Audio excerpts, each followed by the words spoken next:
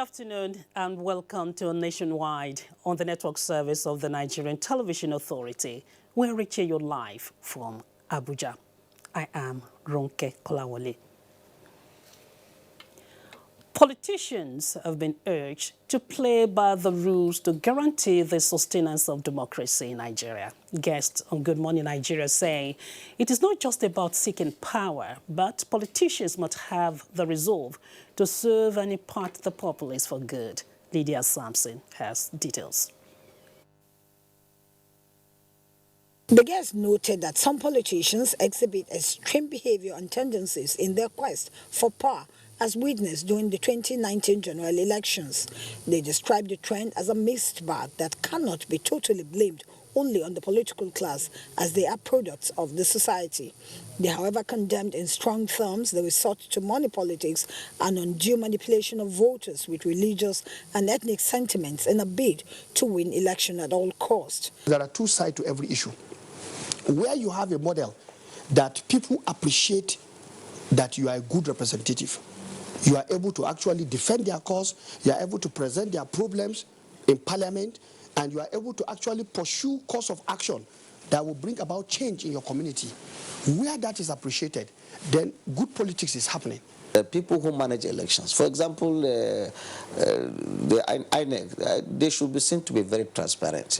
If you picked a university professor who has kicked vehemently against the idea of exam malpractice, but you are being told that he is the one that has changed result sheets and that he has allegedly been part of a scam, you begin to wonder, where are we? Are we actually maturing, or are we going backward? So once there is a credible election and the process is good one, there will be no tribunal, the less issues of tribunal cases, and there will be peace.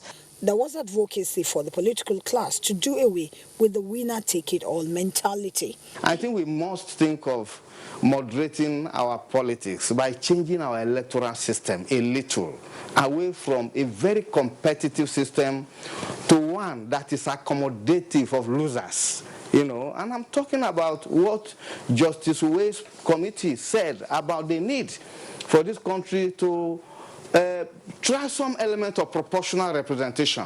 One of the major issues, I think, that bedevil the Nigerian political scenery these days is the seeming focus by the political elite to see the struggle for control of power or access to power in order to be able to fulfill certain personal aspirations against, service to the people, service to the community. Until the people themselves demand that these kind of over expenditure or over bloated expenses and recurrent expenses we see in the budget that goes to the upper class is dispersed in such a way that it benefits the entire society, we're not likely to get good governance. They are optimistic that with more voter education and national orientation, the political class and indeed Nigeria at large will get it right. In Abuja, Lydia Sampson, NTA News. Meanwhile, concern is mounting in Cano State over alleged vote buying ahead of the governorship rerun election scheduled for this Saturday. This ugly trend is said to be a threat to free, fair, and credible conduct of the exercise. In this report, Abdullahi Mustafa takes a look at the implication of the alleged vote buying and effort to nip the problem in the bud. Gama is one of the 11 wards in Nasarawa local government area of Kano State. It occupies an important position on the political map of Kano State, being the second largest ward in the most populous local government area in the state. Ibrahim Abdulhamid Namadubi is one of the 42,000 registered voters in Gama ward and is hopeful of participating in the March 23 supplementary governorship election in Kano State. He is, however, concerned with the resurgence of another problem that, if left unchecked, could disenfranchise many eligible voters. I personally witnessed some 2 women and 1 boy last 2 days were buying this PBC. and the police apprehended them. So I think one of the effects is such that the people will be denied their own voting right, which is one of the major principles of elections and of democracy itself. Already, 5 suspects are in the police net and many permanent voter cards recovered. We are going to investigate the root. Who are those behind all these things? And that one will serve as a deterrent. Both parties taking part in the supplementary elections disown the vote buyers.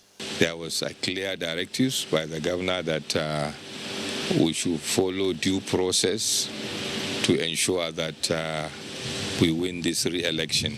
We are not part of it and we dislike it.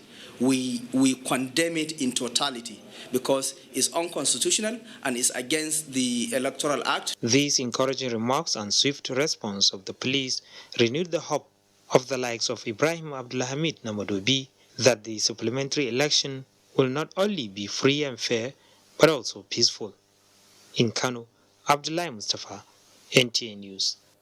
Meanwhile, Cano leaders of third, under the auspices of Concerned Citizens Initiative, have urged political parties to avoid overheating the political atmosphere in the state ahead of the governorship rerun election. They also demand for a healthy electioneering campaigns and urge the people to shun acts capable of destroying the future of youths in the state. Chairman of the initiative, Bashir Othman Tofa, said this while addressing journalists ahead of the rerun governorship election in Cano. Muhammad Rabiu Ali reports. Following the March 9th governorship and state assembly elections, as well as declaration of governorship result inconclusive, the Cano Concerned Citizens Initiative has been intervening positively to ensure peaceful atmosphere in the state. This meeting is aimed at informing other stakeholders on the need to give peace a chance and to forestall unnecessary tension or violence that might arise during the rerun election. It is also very necessary to plead with all the arms of our security architecture to remain alert and vigilant from now until the formal declaration of the rerun elections and after. Sufficient personnel must be detailed and posted to each of the polling stations and local governments of the state that make up all the votes that were cancelled by INEC. The initiative pleaded with the electoral umpire to live up to expectation by providing election materials on time in all the affected polling units. CCI also pleads that results of the election outcomes must be publicly announced without delay. The onus is on INEC to deliver a foolproof election. Any act of commission or omission would be squarely placed on its shoulders. Cano Concerned Citizens Initiative therefore urged youth in the state not to be used by political parties to trigger violence before, during, and after the rerun election. Muhammad Rabiu Ali, NTA News. In the meantime, Bauchi State Chapter of the All Progressives Congress APC has rejected the report of a fact-finding committee on the disruption of coalition process at Tafawa Balewa local government area of the state. State chairman of the party, Uba Ahmedana, during a press conference in Bauchi said the report, which led to reversal of the earlier position of INEC on the incident, is unacceptable. Abbas Mekano reports.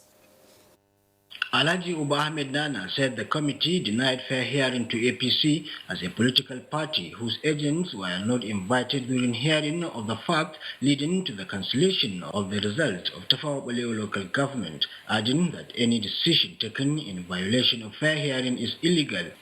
To our surprise, INEC constituted a committee that came into Bauchi to investigate what happened. And we all know that once declaration is made, INEC is not empowered. It has no any legal backing to make a U-turn, to revisit any issue. After such declaration, it can only be so done by a court of law. The chairman further explained that the composition of the committee was also questionable, adding that the decision of INEC based on the committee report was already prayed for at the Federal High Court Bauchi, filed by the opposition. So we reject in totality the decision, the action of the INEC and the decision of the INEC in that respect.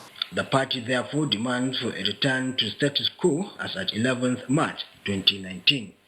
In Bauchi, Abbas Cano, NTA News.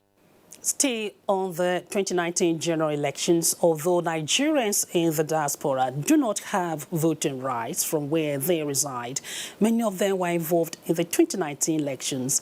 Some came in while others assisted in mobilizing Nigerians for the election from their locations. Some of them have been sharing their experiences with foreign desk correspondent Makut Simon Macham. Elected officials would be that they are transparent and then they are accountable for the offices they've been elected to. And we all understand that democracy, it's, for them to actually make sure that the dividends of democracy reaches the people that they are representing. We also hope that our elected officials would make sure that we have constant electricity. I was able to meet other African countries and Nigerians, and we're able to discuss, we're able to rub mind, and after we're able to tell them what is really on ground. Nigeria, what we need is technology transfer. We have everything, we are endowed with everything that we need. If our people there are ready to calm down, and I was able to discuss with few of them, over 90% of them have started doing one or two things in the country. There's a lot of movement and traffic between the time before the election period. A lot of them came back to participate. So even without them having the chance to do that abroad, those that were able to contributed by coming back to mobilize their families, their friends' support for this administration. So we were glad, that our Nigerians abroad see the progress that we're making, and we're glad that they've contributed to the re-election of President Buhari. Information and Culture Minister Lai Mohammed has urged the people of Kwara State to forge a common front in supporting the just elected governor of the state when he assumes duty. This, the minister said, is necessary to enable him remain focused and govern the state with the promises made as the focus of his administration. The minister said this at an APC family get-together in Ilorin, the Kwara State capital. Anthony Forsin reports. In attendance at the meeting were party leaders, stakeholders, and a cross-section of sons and daughters of Kwara who have come from far and near to contribute to the Otoge movement, which has brought victory to the party, just as they celebrate their liberation from maladministration and bad governance. Taking turns to make observations, contributions, or outright expectations from the governor-elect, the people were quick to remind the governor-elect not to dampen the morale of the people by reneging on his campaign promises, but should carry the people along and make their welfare his priority. It is against this background that the minister called for caution in expectations. Be patient with us. It's easier to destroy than to build. We would be mindful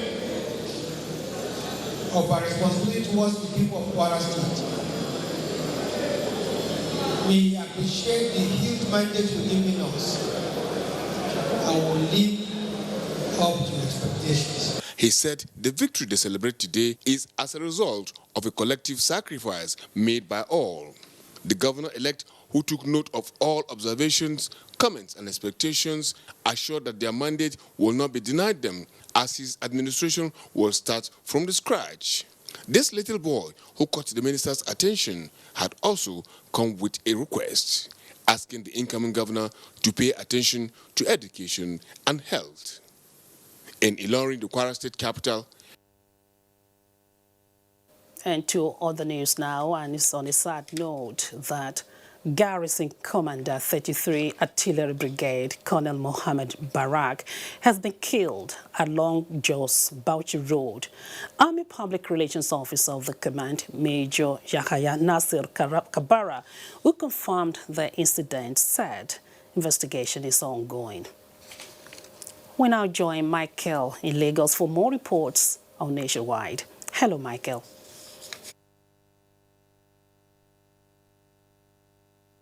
Hello, Ronke, and welcome to Lagos. The federal government has reiterated its commitment to ensuring that the Lagos-Ibadan railway service on the standard gauge rail will be realized before the peak of the rainy season. The Minister of Transportation, Rotimi Amechi, gave the assurance after the monthly inspection of the project. Tunde Saiki reports. Following the successful completion of the Abeokuta station of the Lagos-Ibadan 156-kilometer standard gauge rail project, work has reached advanced stages at the Abeokuta-Ibadan end of the project. With this progress, the Minister of Transportation, Rotimi Amechi, has advised the firm handling the project, the China Civil Engineering Construction Company, to expedite action on the pace, particularly the table works, ahead of the rains. Would have finished track lane, you could be able to take a train from Lagos to Ibadan. But you see, you will not be having stations, you will not be having communication equipment. Then they would have continued the construction of stations. You saw the Ebute Meta station. Here is the Ibadan station that they are trying to start construction and all that. We hope that before the rain starts, all that will commence. The minister revealed that the project was stalled for a short while because of the rocky nature of the terrain, which he said has been leveled up. I think we've done close to between 60 and 70% of the job. What will likely slow us down is not the tracks and the train, is the communication and the stations. And they've commenced in some areas to construct stations. I've not heard anything about the communication. So if you are running just one train, then you can actually run from Lagos to Ibadan without any trouble. But if you're going to run more than one train, then you need the communication equipment. It will be recalled that the maiden train ride from Iju in Lagos State to Abeokuta in Ogun State was flagged off last month by the minister. In Lagos, Tunde Saiki, NTA News. The federal government has launched an app known as reportgov.ng to promote transparency and good corporate governance in Nigeria's business community. Abolade Salami reports that the Regulatory Conversation 3.0 is aimed at harmonizing a viable business environment. The app, reportgov.ng, is a platform designed to easily resolve challenges most Nigerians face when dealing with ministries, departments, and agencies of the federal government. Minister of Industry, Trade and Investment, Okechukwu Enelema, reassured business operators and other stakeholders of government's resolve to improve on its set objectives of creating a robust business climate. The way we look at this app is that it's a very tangible attempt, to create another avenue for engagement. So unless there was an app through which you can speak back to the government or to the agencies or to the service providers to say, here is my experience, how can you help? So we want to continue strategically communicating with Nigerian business sector in particular. We want this year to be a very productive one. People tend to assume that election years are going to be dull, and I don't think that has to follow at all. So the economy is up and going. Stakeholders suggest the adoption of a reform by the federal government that will focus on automating its processes and services with a view to promoting transparency. I think it's a very welcome development, and it's also very timely as well, because there are many challenges that industries are facing doing business in Nigeria. Public enlightenment. Surprisingly, we have always had, public forums with our stakeholders, with all the stakeholders. We just keep talking because the problem Nigerian has is that of integrity, that of compliance. With the app in operation, the irregularities often experienced by Nigerians as a result of poor service delivery, they agreed will be addressed. In Lagos, Abolade Salami, NTA News. The Federal High Court sitting in Lagos is yet to hear an application by the defense urging it to direct the prosecution to supply it with a summary of witnesses' evidence it intends to lead in the trial of the Nigerian Bar Association President Paul Usoro. Defense counsel Ifedayo Adedipe informed the court that the application, which is in line with the criminal practice direction, has been made since the 15th of March. Vera Chimuba reports that the trial of the former governor of Ekiti State, Ayodele Fayose, also continued at the court. When the case came up for hearing, the EFCC counsel Rotimi Oyedakpo informed the court that he was ready for trial as slated, and his witness in court, counsel Osoro Ifedayo Adedipe, drew the attention of the court to the pending application. The EFCC prosecutor told the court that he has not seen the motion, which was served only on Friday. He, however, urged the court to proceed with the trial, as that should not stall it. Another defense counsel, Mike Uzokome, informed the court of a pending application seeking to vacate the bench warrant. Counsel to Governor of Akwa Ibom State, Charles Mekume, also informed the court of a preliminary objection challenging the jurisdiction of the court to entertain the suit. EFCC had preferred a 10-count charge against NBA President Osoro. Akwa Ibom State Governor Emmanuel Odom, State Commissioner for Finance, Accountant General, and Margaret Ube are also named in the charge. The Federal High Court also admitted in evidence a statement made by late Justin Iruka, former personal assistant to former Minister of State Defense Musliu Obanikoro, in the trial of former Governor of Ekiti State Ayo Fayose. Justice Judicial Olateregu held that the statement was admissible in law. Further hearing continues tomorrow. In Lagos, Viera Chumuba, NTA News. That is it from this end. We return to Ronke in Abuja for more on Nationwide. Thank you, Michael. And now to some judicial matters. Trial has commenced in the alleged forced declaration of assets by the suspended Chief Justice of Nigeria, Justice Walter Onoge, at the Code of Conduct Tribunal. This follows the appearance of Justice Onoge to answer to the count charge preferred against him. The prosecution counsel, Aliyu Umar San, tendered Code of Conduct Bureau forms and 5 other documents before the tribunal, seeking to prove that Justice Onoge tried to conceal the existence of 5 domiciliary accounts with the Standard Chartered Bank, but only declared his 2 accounts with Union Bank. The first prosecution witness, James Akpala, also made presentations before the tribunal. The defense counsel, led by Adigboyega Womon Losan, objected to admissibility of Onoge's Code of Conduct forms of 2014 and 2016, alleging that they had been tampered with. The defense also alleged that the prosecution had made advanced arrangement of the court processes on the 10th of January 2019 to charge Onoge well ahead of the commencement of investigations. The case has been adjourned till the 21st of March 2019.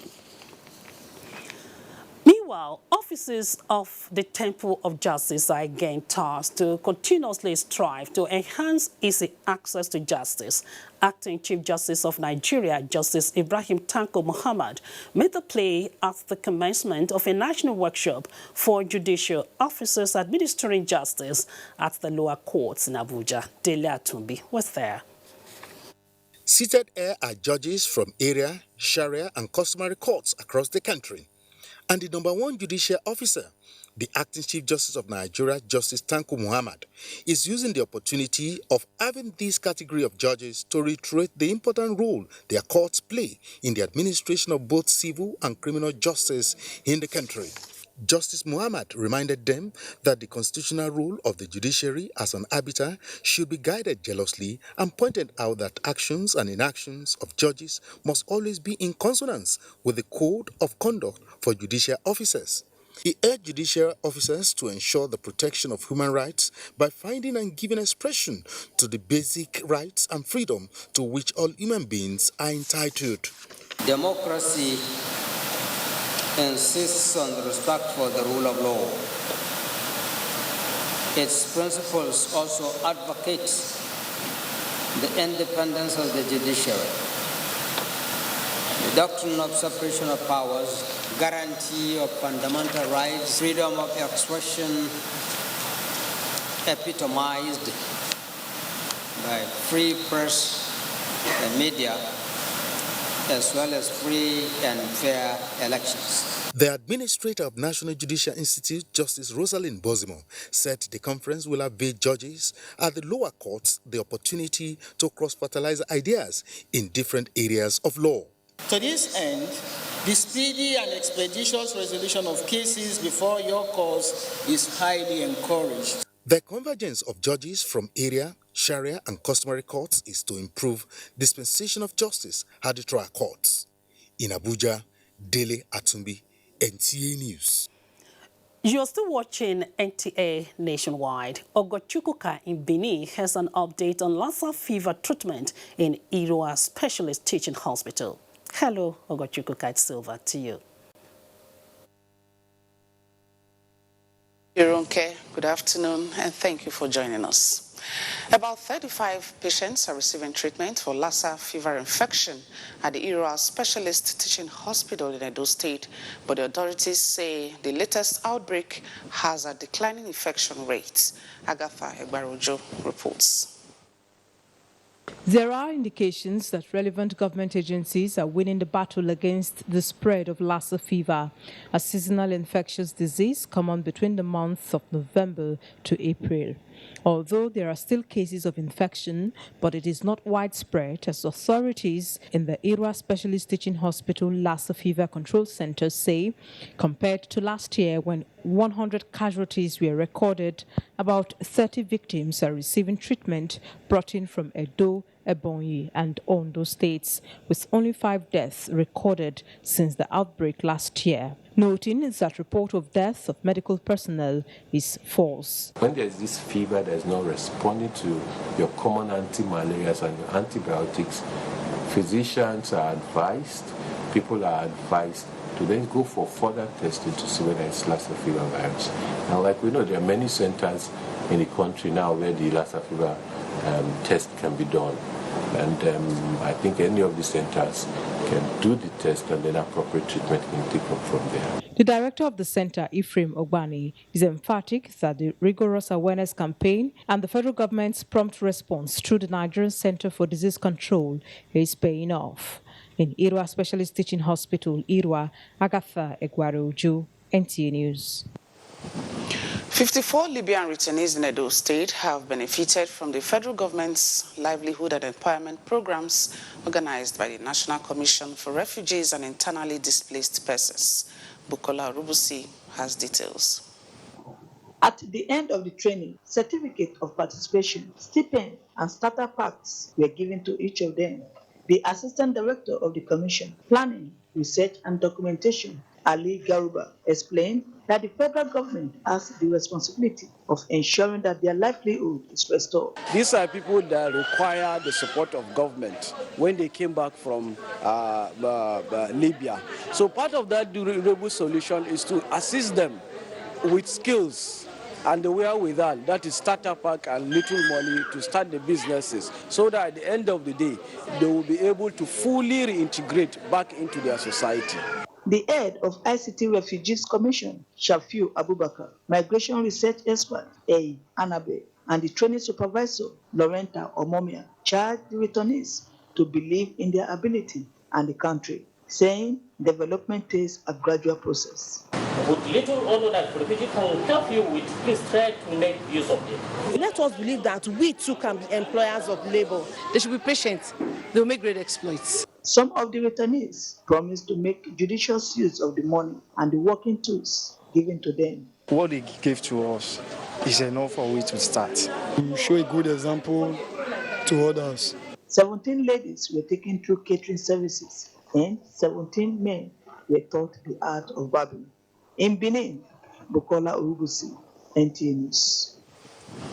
You're on to Nationwide. We'll now take a break. When we return, more reports. Please stay.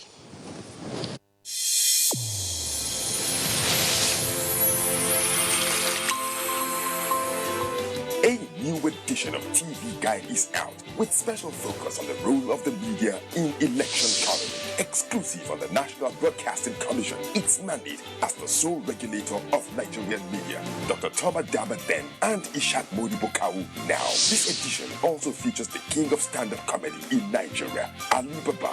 NTA standards to be ready for election transmission after decades of abandonment. Find out from the DG transactional elections in our political space. An evil wind that blows no good. DG, National Orientation Agency, calls on TV Guide, your indispensable companion, x-rays the impact of social media on electioneering process as electorates present their expectations from incoming government. Meet some TV professionals behind the screen and other inspiring stories in sports, entertainment, and lots more. Grab a copy at the vendor near you or NTA stations nationwide. TV Guide, your indispensable companion.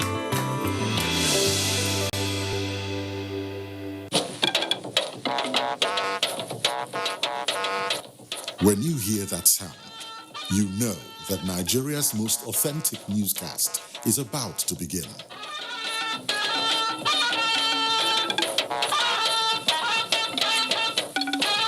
NTA Network News, breaking the news for over 40 years.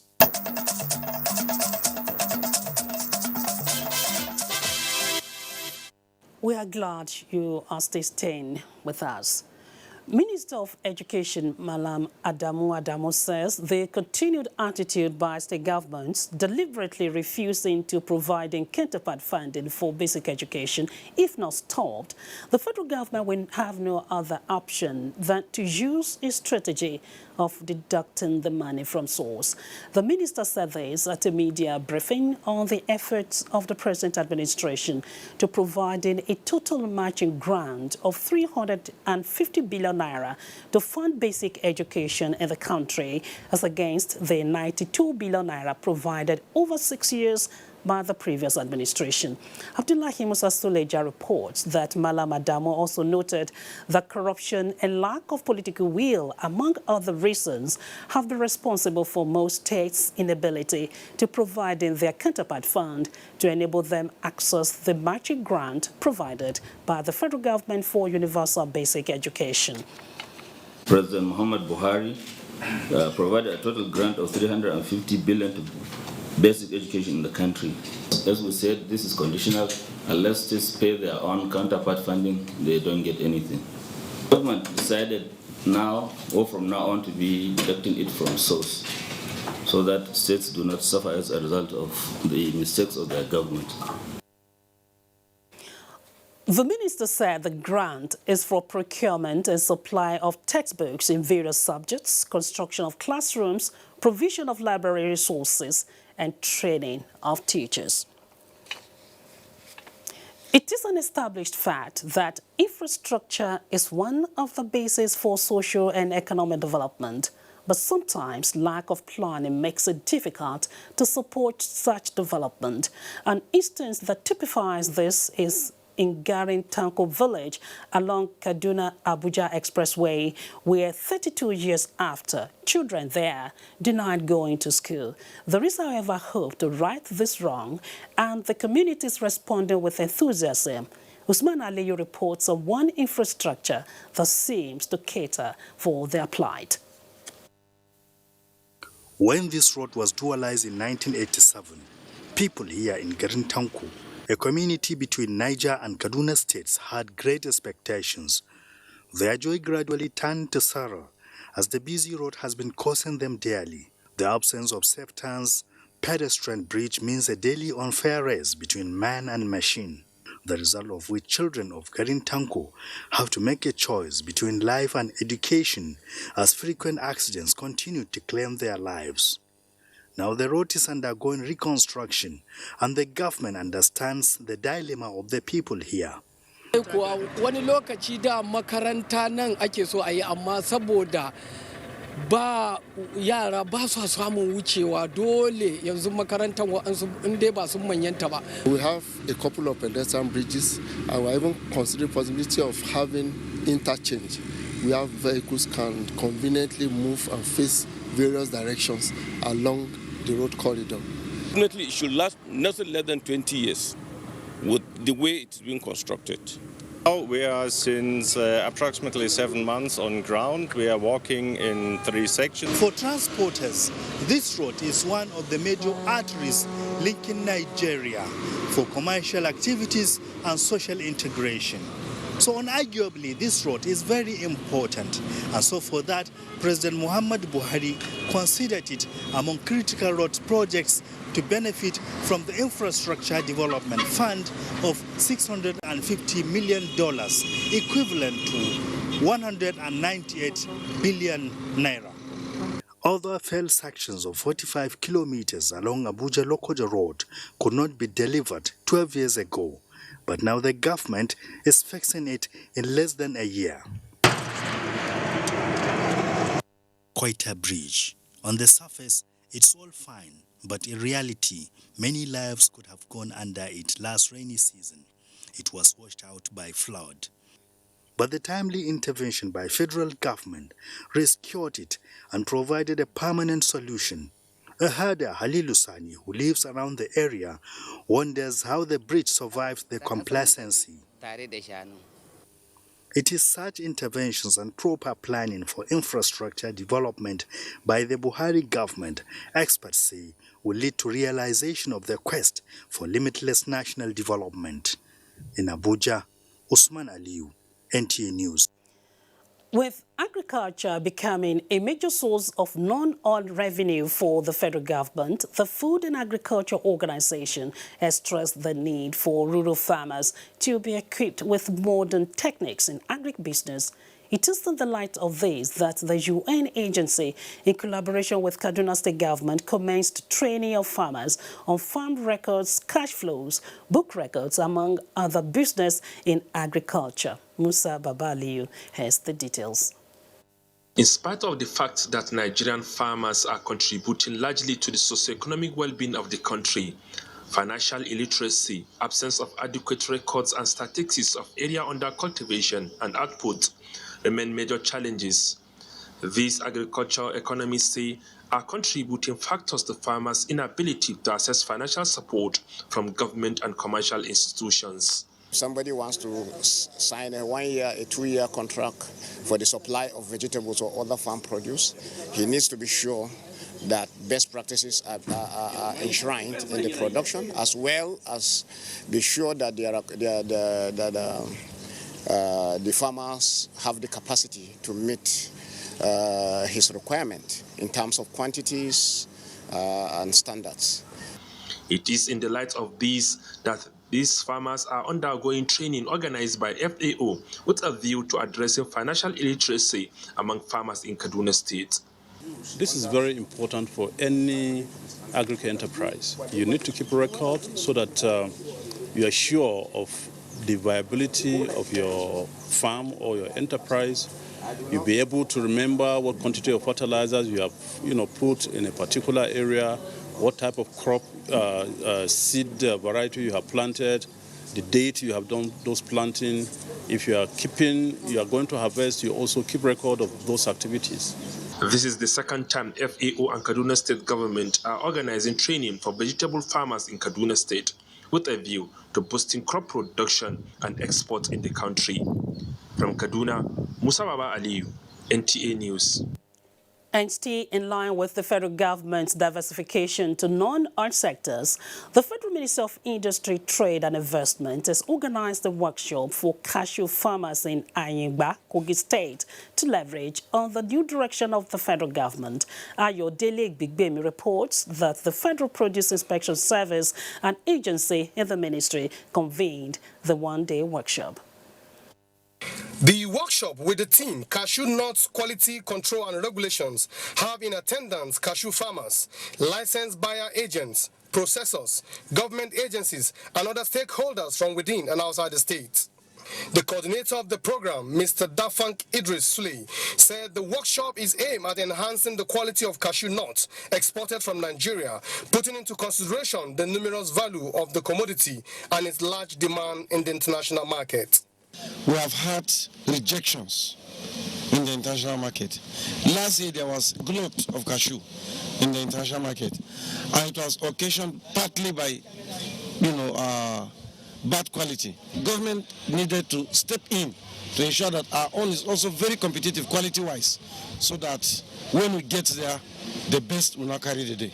The Permanent Secretary, Federal Ministry of Industry, Trade and Investment, Sunday Akma, represented by Gata Liman Idris, a Deputy Director in the ministry, said the workshop is in line with the ministry's statutory mandate of enhancing competitiveness in Nigeria agri-commodities for both domestic and international markets by adhering to the quality standard. He added that the available data from the foreign trade report of the National Bureau of Statistics shows that Nigerian total export for the third quarter of 2018 was 4.835.6 billion. A technical session on the techniques needed to improve cashew quality was anchored by Adams Momo. Let's take some trending stories from Kaduna Zone from Suleiman. Hello, Suleiman, it's over to you. And a warm welcome to Kaduna. A meeting between the Commissioner of Police Kaduna State, Ahmad Abdurrahman, and critical stakeholders from Sanga local government area is in progress in Kaduna. Among stakeholders are traditional rulers, religious and youth leaders from the area. Achari Maxwell reports that the meeting, which is behind closed door, is to find lasting solutions to the killings in Sanga. Details are expected at the end of the meeting. Fallouts of the 2019 elections have made major headlines on both electronic, print, and social media. The news was everywhere as it happens. But who are those behind making of the headlines? And how do they go about gathering and disseminating the news? Abdullah Muhammad has the details.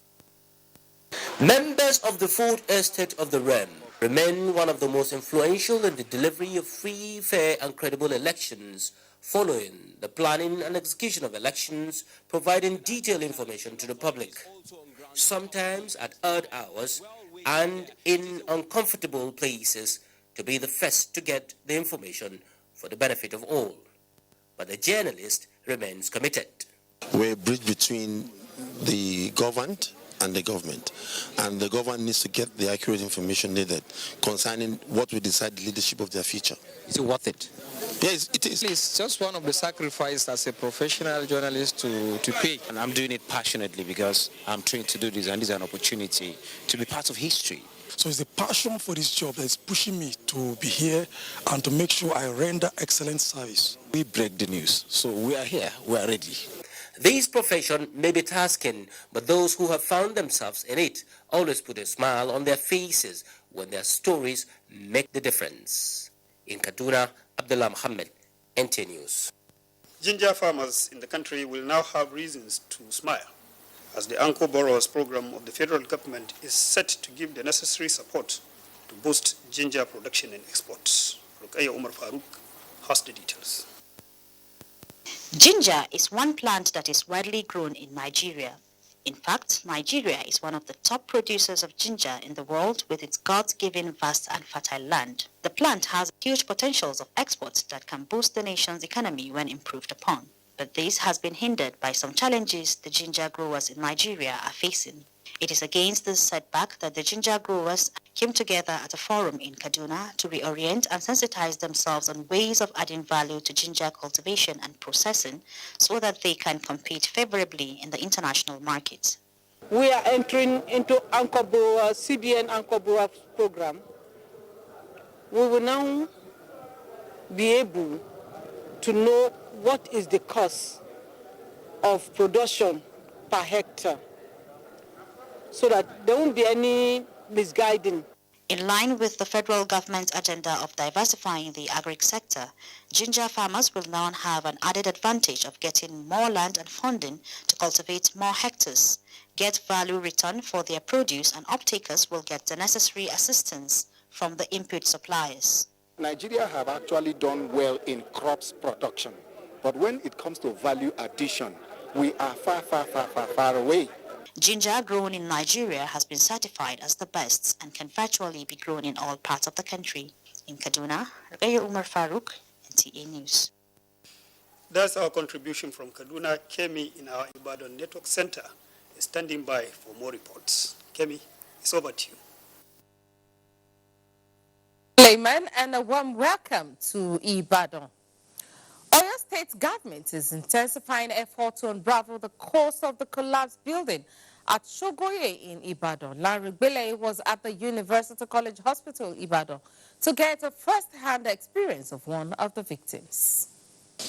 I'm here at the University College Hospital, UCH Ibadan, where one of the victims is receiving treatment. Although investigation is ongoing on the collapsed building, but Ismail is one of the victims and he wants to tell us a few bits. Although he's in pain, he wants to use the opportunity to tell us what really happened.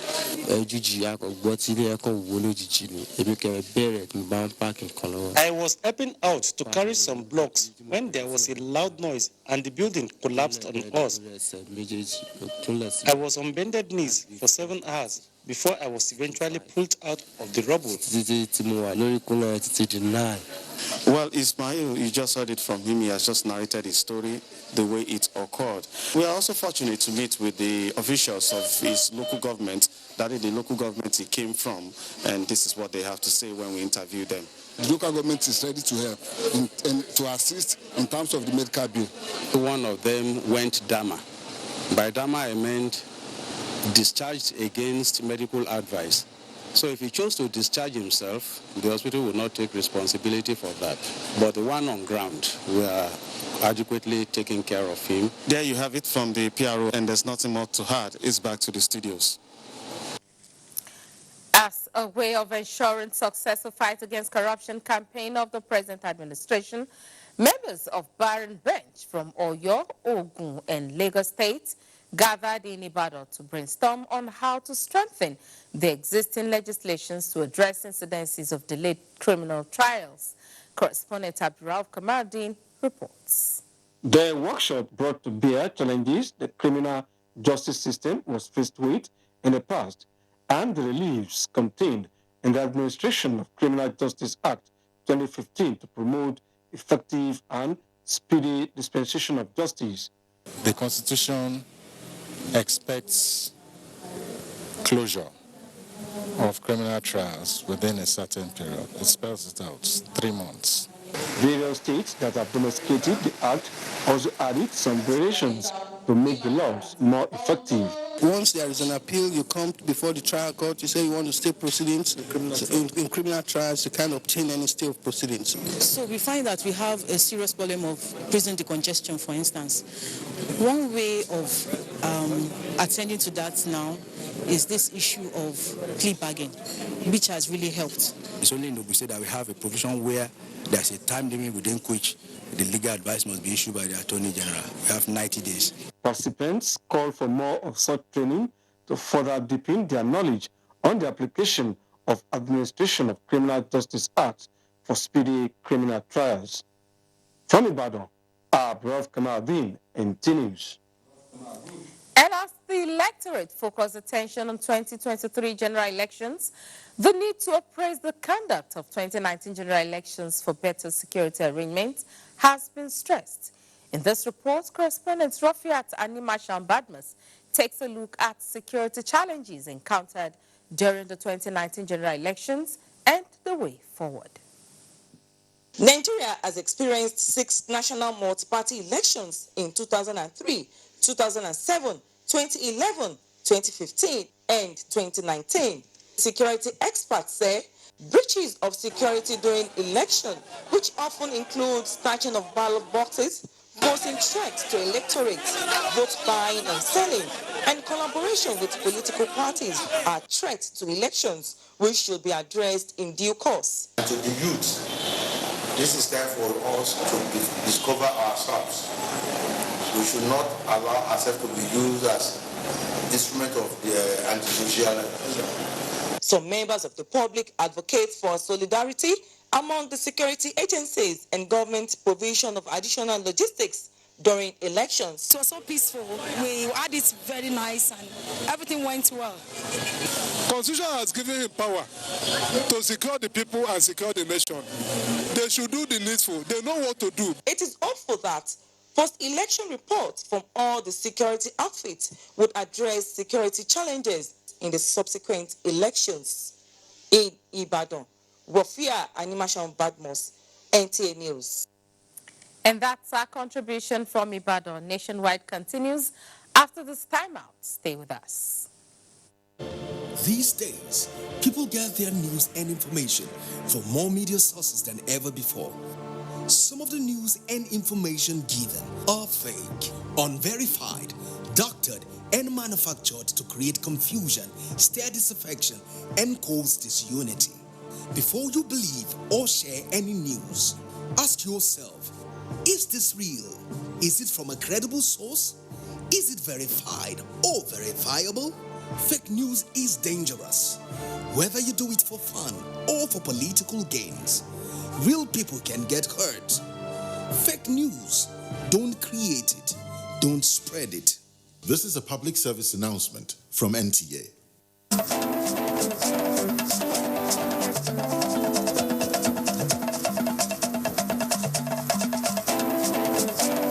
Get the latest news and updates from across Nigeria on NTA Nationwide.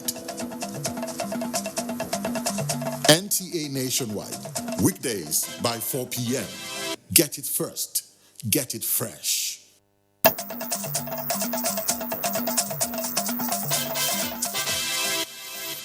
Welcome to the last lap of the bulletin. Members of Abuja Moms Empowerment Foundation have encouraged parents and guardians to stand up against crimes concerning children and all forms of gender-based violence. They made this position known during a walk against child molestation organized by the foundation in Abuja to commemorate this year's International Women's Day. Miriam Emeka Amadi has the rest of the story.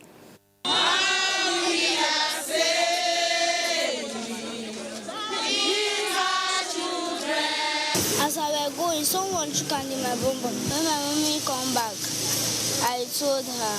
This 7-year-old girl was sexually molested at age 5. Her experience buttresses UNICEF 2015 report that 1 in every 4 girls and 1 in every 10 boys have experienced sexual molestation before the age of 18. To curb this menace, Abuja Moms Empowerment Foundation, through this awareness work, is sensitizing Abuja residents to rise above this increasing ills. At least my daughter can see now that she will not hate boys again. It's not all boys that are wicked. And that there are people to fight for her if any boys molest her or do anything bad to her again. A lot of people don't want to talk about it because of fear for the child being stigmatized, but that's why we're here, to tell women and men, parents, that it's okay to let the child get closure. Some of us have not healed. I was molested at age 10, and I didn't get closure until I spoke about it on the platform Abuja Moms. It's really sad when you see children, underage children, 3-year-old, especially the case of the 45-year-old man that raped the girl with the Down syndrome. My heart bled when I saw it, and that is why we're all here today to, lend our voice and cry out as mothers that this menace has to stop. There seems to be no deliberate attempt to stop it. Either people are not very much aware, or the people that are aware seems to have folded their arms and are doing nothing. So this work is a sensitization. The work started at the Unity Fountain through Maitama, Wuse2 Central area and terminated at the takeoff point. Abuja Moms is a women's support group with the passion of seeing women succeed in all their endeavors. Miriam Emeka Amadi, NTA News. Time now for sports with Kene Emabudike.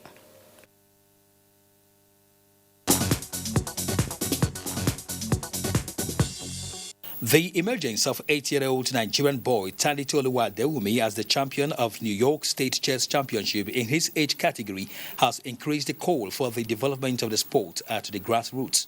The problem we've been having in the past is that we don't have